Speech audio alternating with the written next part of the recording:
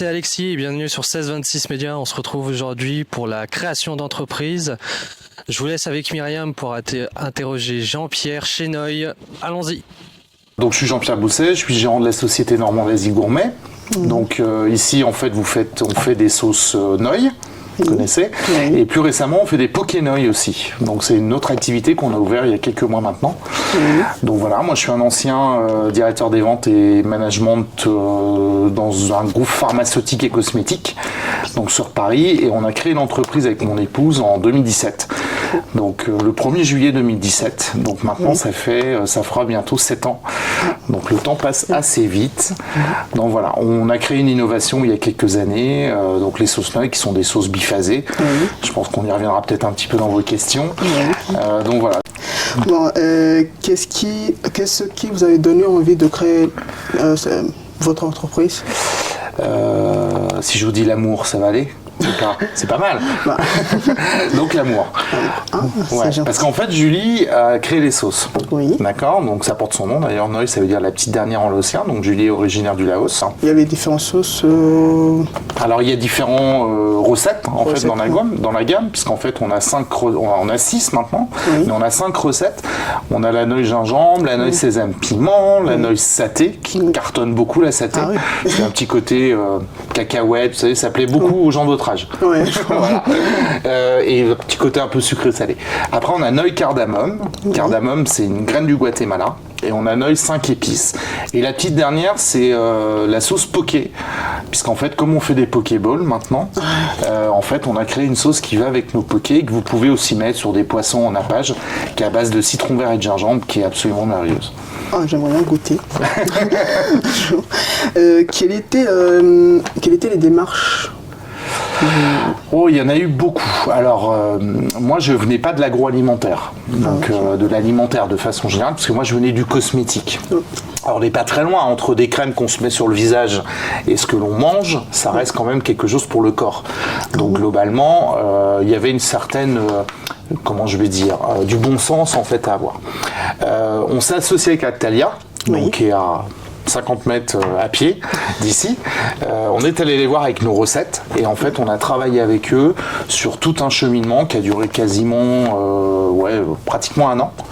On est arrivé avec nos bols de recettes et on a fini jusqu'à un process de fabrication pour pouvoir répéter la recette des milliers, des millions de fois, quoi. C'est un peu l'idée. Et après, en amont, moi j'ai beaucoup travaillé sur ce qu'on appelle un peu le business plan, qui est une notion qu'il faut avoir. Ça ne sert pas qu'à caler des armoires. Moi je m'en sers tous les jours. Et en fait, ça permettait aussi de faire des calculs, de savoir le prix, d'interroger des consommateurs, de savoir si le produit pouvait plaire. Alors moi je venais du marketing, donc forcément c'est toujours un peu plus facile. Mais il fallait penser au marketing du produit. Enfin voilà, il y a beaucoup de choses à penser de façon à ce que quand vous ouvrez, en fait, quand vous mettez votre produit sur le marché, en fait, vous avez un guideline et vous devez le suivre. C'est important, c'est un peu votre vision, c'est votre guide, quoi. Donc voilà. Donc globalement, si je devais rétro-pédaler, je dirais que j'ai commencé en 2016 à vraiment réfléchir au projet, à commencer à m'y intéresser les week-ends, le soir, etc. Et puis après derrière, les premières bouteilles sont sorties en novembre 2017. Donc vous voyez, c'est passé quand même énormément de temps, quoi. Alors communication de l'entreprise de façon générale, c'est pour ça que c'est pas Julie que vous avez en face, mais plutôt moi. Et puis après, moi c'est beaucoup RH, administrative, et puis je suis des petits coups de main. Vous voyez, j'ai épluché des échelles ce matin. Donc quand il y a besoin, j'y vais. Et je m'occupe aussi de toute la partie marketing, gestion, les salons, enfin tout ce qu'on peut mettre au niveau commercial. Et les relations avec les clients et les fournisseurs. Ah, vous arrivez à gérer tout ça à peu près? Il paraît, ouais. Alors je sais pas si je gère bien, mais en tout cas, j'essaye. Vous arrivez, quoi. J'arrive. C'est pas toujours très simple. Il y a des moments de l'année où c'est un petit peu plus difficile. Mais on essaye d'être le plus... En fait, on est polyvalent, c'est l'idée. Un chef d'entreprise doit être polyvalent. Il ne faut pas forcément qu'il soit expert dans quelque chose de bien particulier. Par contre, il faut qu'il ait une vision d'ensemble où il a quand même un certain nombre de notions. C'est ça qui est important. Et moi, j'avais ces notions-là un petit peu partout, en fait. Et c'est pour ça que je trouve que ce qui est intéressant quand on est chef d'entreprise, c'est pas forcément d'être expert dans un domaine.